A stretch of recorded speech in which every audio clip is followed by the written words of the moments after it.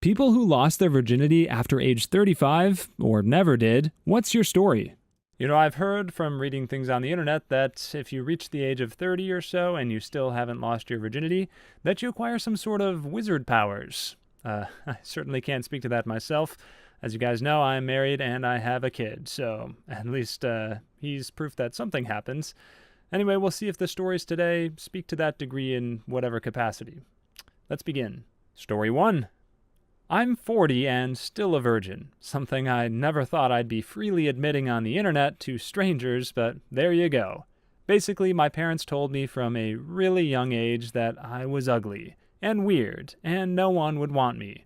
Any boy I did get close with, my mom pretty much scared away within a few days, then told everyone it hadn't worked out because I wasn't interested in that sort of thing.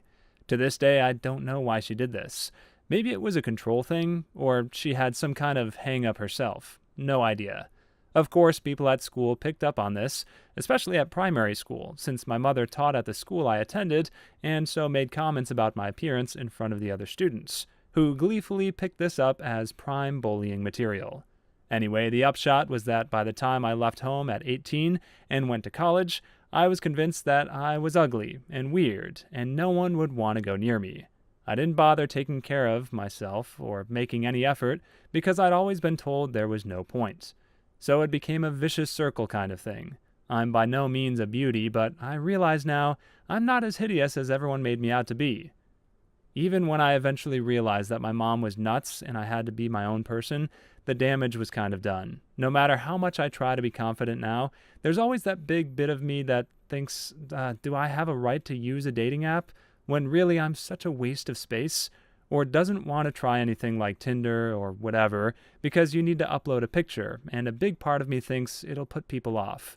People pick up on that lack of confidence when I speak to them in real life, and it puts people off, which then eats away at my self-esteem even more, to the point where I really don't know how to fix this.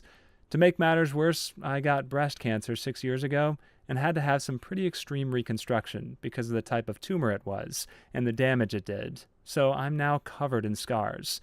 The one bit of my body I used to be proud of was my boobaloobaloobies, and now they're completely horrible.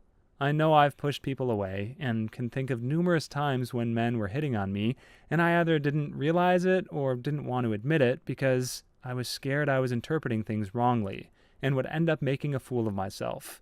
So I reckon it's self-isolation for me for the foreseeable future.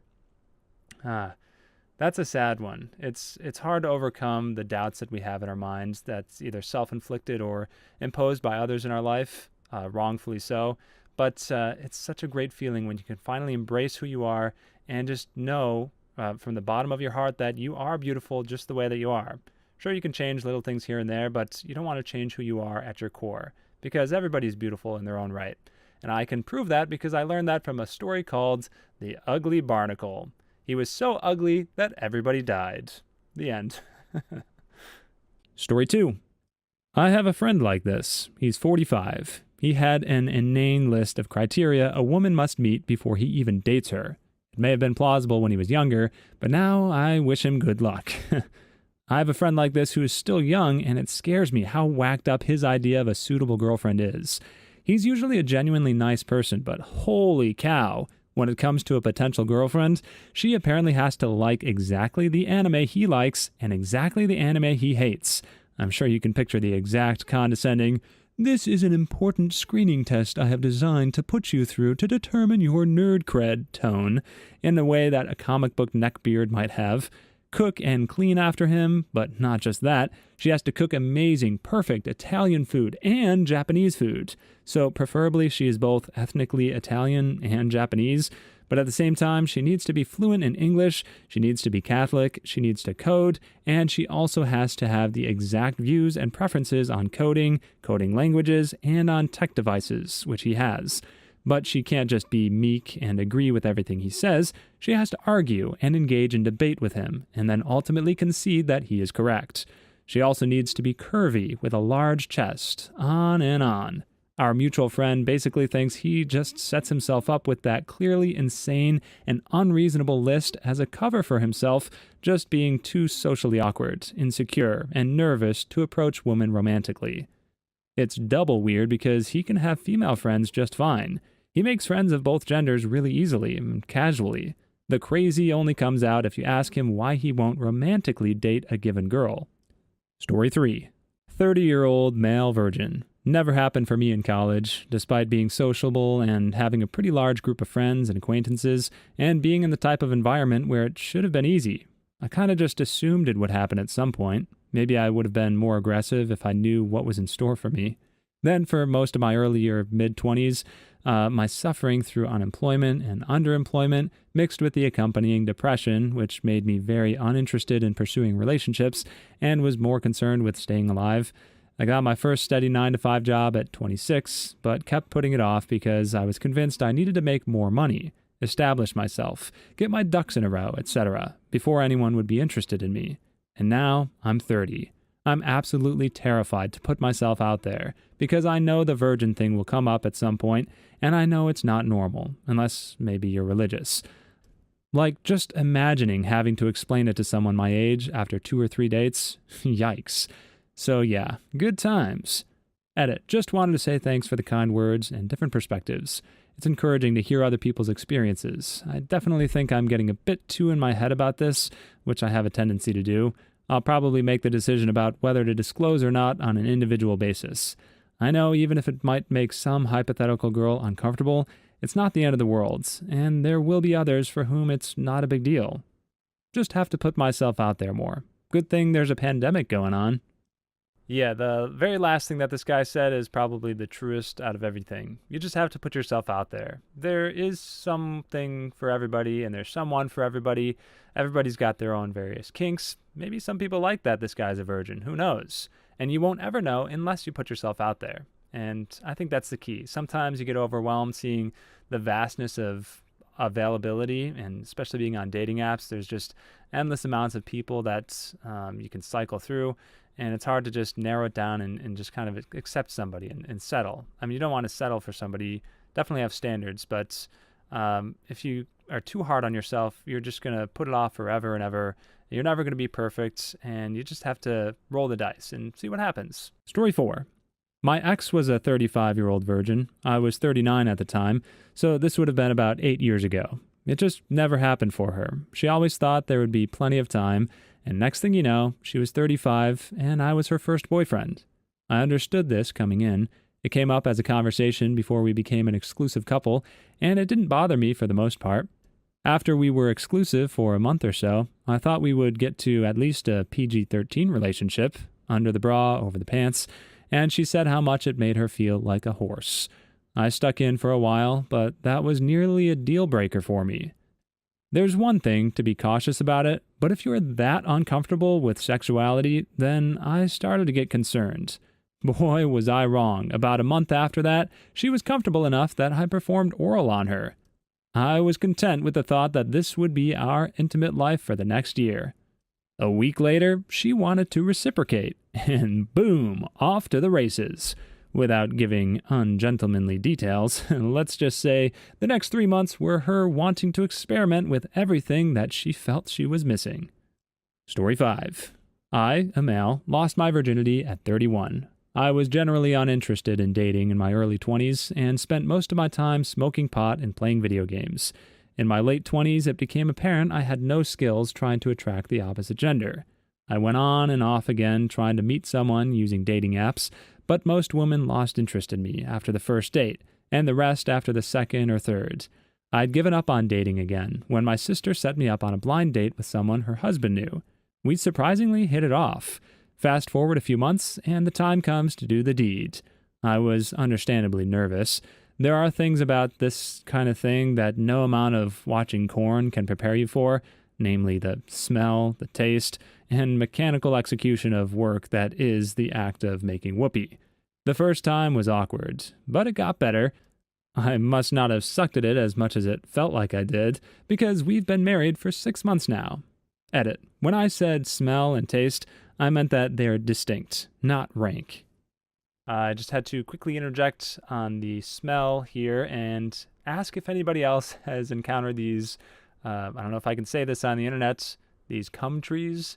I guess their technical name is calorie pear trees or ornamental pear trees.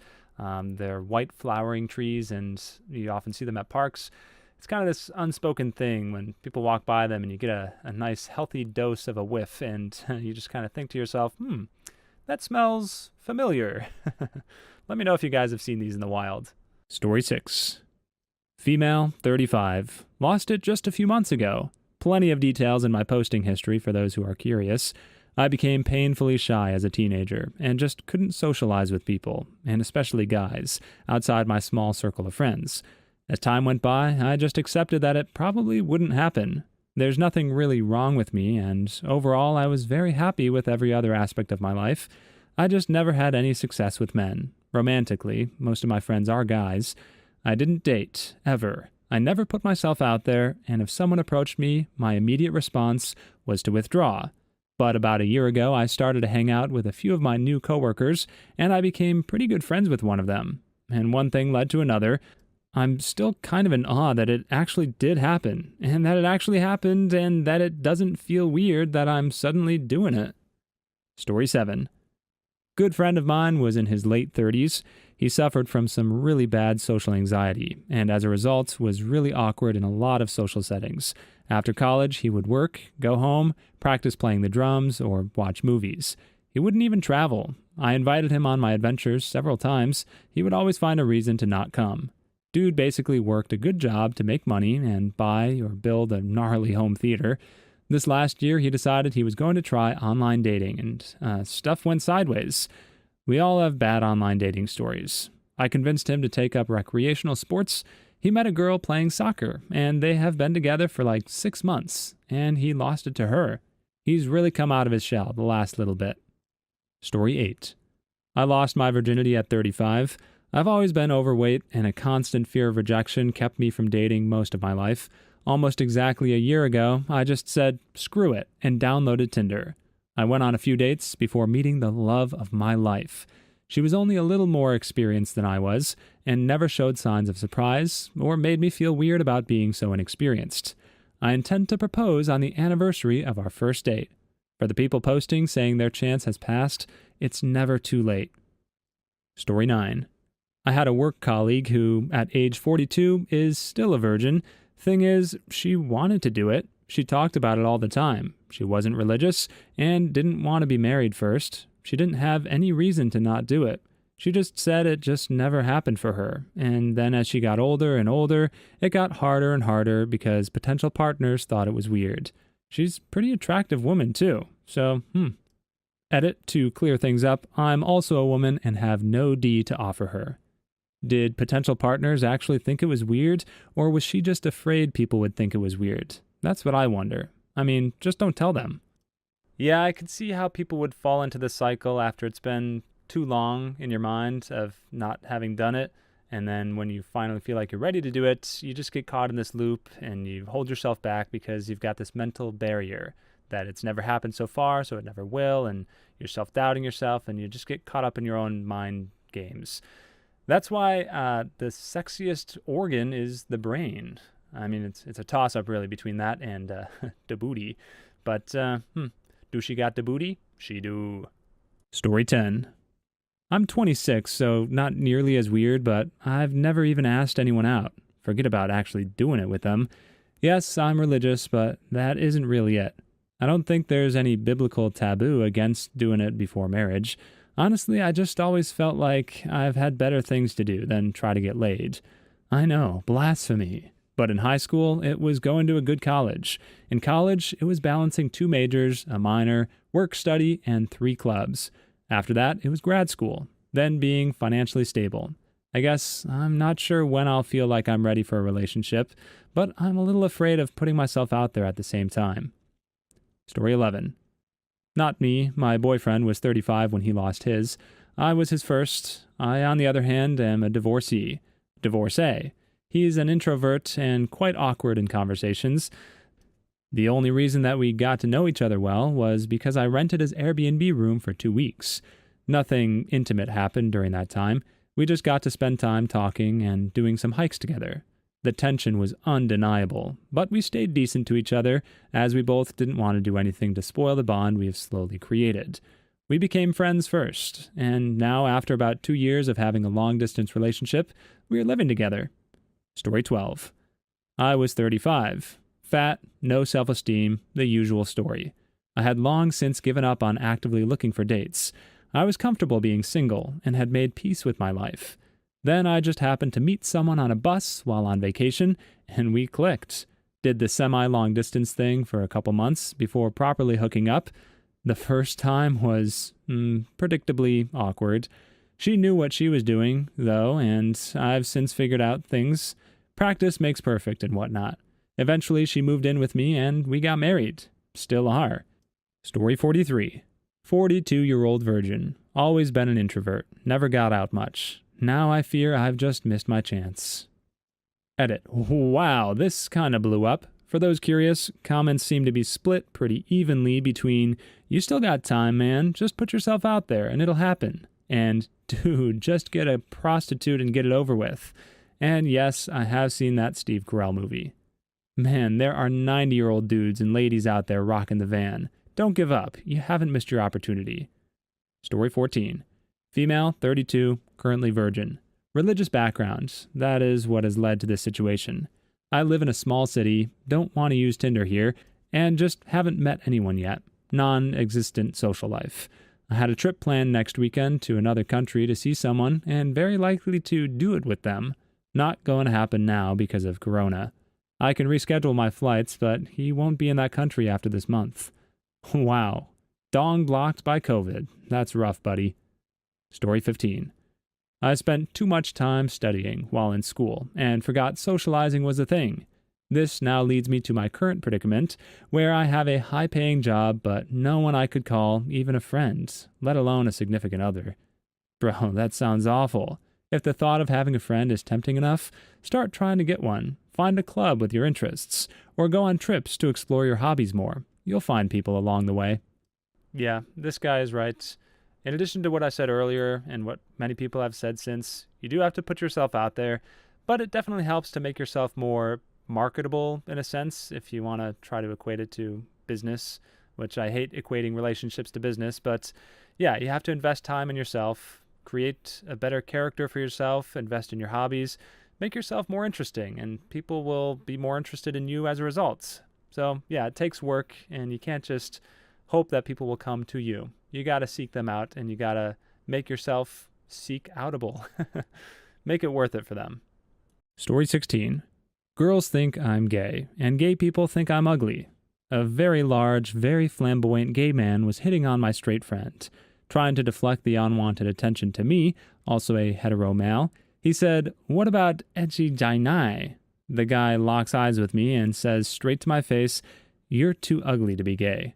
I'm still not sure I feel about that, and it didn't stop the guy from hitting on my friend. Story 17.